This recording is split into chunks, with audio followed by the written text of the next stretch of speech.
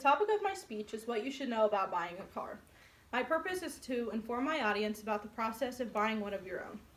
In today's society, not everyone needs a car to get around. There are many modes of transportation, such as SARTA buses and riding a bike. Buying a car has many steps, and I'm here to tell you about all the things you need to know in order to purchase a car.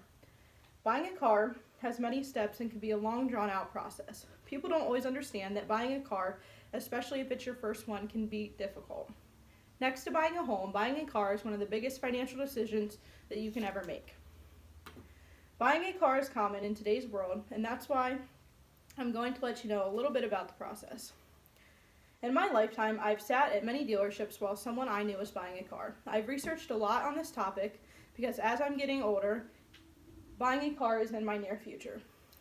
From the times where I've went and listened to my parents and friends talk to people at the dealership, I realized that I've wanted to know a little bit more about the process of buying a car. Today, I'm going to talk about what kinds of cars you can buy, whether it being new or used, and all the things a dealership needs to know when you're applying for a loan to get a car. With that being said, keep in mind that leasing or buying a car from the dealership and applying for a loan is a longer process that requires more information than it would just to walk in and buy a car with cash. Buying a car is common, and that's why I'm going to let you know a little bit more about the process. When buying a new car, you can choose to finance it, lease it, or pay up front with just cash. Financing or leasing will cause you as the buyer to provide information about your financial history. When buying a car upfront with cash, the dealership won't need to know much about your financial history because you don't need to have anything in order to apply for the loan. If you're planning to pay cash upfront or finance it, you still have the option as to whether you want a new or a used vehicle. Buying a new car can guarantee a lot of things. When you purchase or lease a new car, you don't have to worry about its past. You don't have to fret about whether any previous owner mistreated the vehicle, had accidents, or failed to do periodic maintenance such as regular oil changes. A new car should have very few miles on the odometer, having come straight to the dealership from the factory. Buying a car used can't always guarantee you, as the buyer, that the previous owner took good care of it, but it can benefit people a lot financially. A used car can be easier to fit into a monthly budget. With lower used vehicle costs, you'll get lower monthly payments, and you can avoid the need to take out a loan that lasts 6 years or more, which is very common. Leasing a car is also an option for people that are interested. When buying a car, it requires more money up front and each month.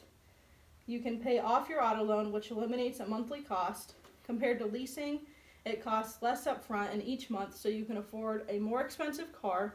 And if you always lease, then you're always going to have to make a car payment. Leasing a car means that you don't own the car unless you plan to buy it at the end of the lease. If you plan to return the car at the end of the lease and lease a different one, there are regulations that you have to comply with. There are mileage limits that are agreed on at the beginning of the lease, and you have to pay to fix any of the damage.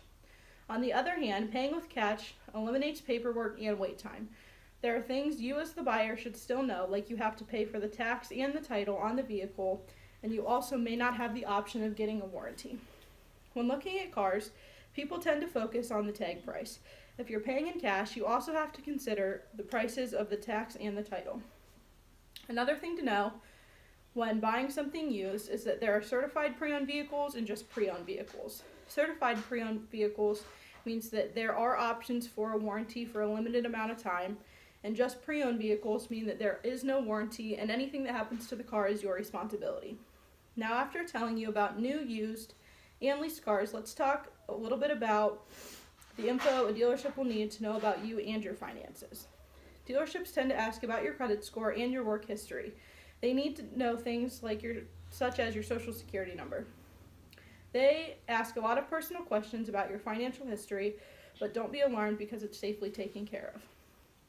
When buying or leasing a car, the main things dealerships look at is your credit score and how much money you are currently making at your job.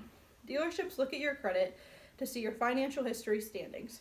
Car dealers gather financial information by asking potential customers to complete an auto loan application. They use the information you provide, including your social security number, to obtain your credit report. With your consent, the dealer's finance department provides you information from the application to the credit bureau. They also look at how much money you are currently making at your job. If you aren't making enough to cover the payments and insurance of the vehicle, they simply won't help you finance it. As the person purchasing the car, you need to know a little bit about what your credit score is like. Knowing your credit score before you go to the dealership can give you a general idea of the price range that you could be qualified for. Knowing the credit score ranges, a 300 is considered bad compared to an 850 that's considered the best. At 300, there's a chance that you won't get approved on your own. At an 850, there's a chance that you're able to get almost any vehicle on the lot. Anything in between could require you to have a cosigner. Dealerships ask for cosigners when they feel that you could need help.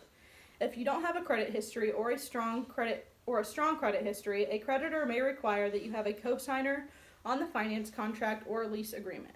Cosigners assume equal responsibility for the contract.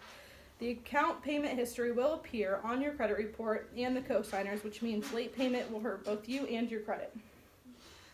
Hopefully, learning about the process and things to consider when buying a car can help some of you guys in the future.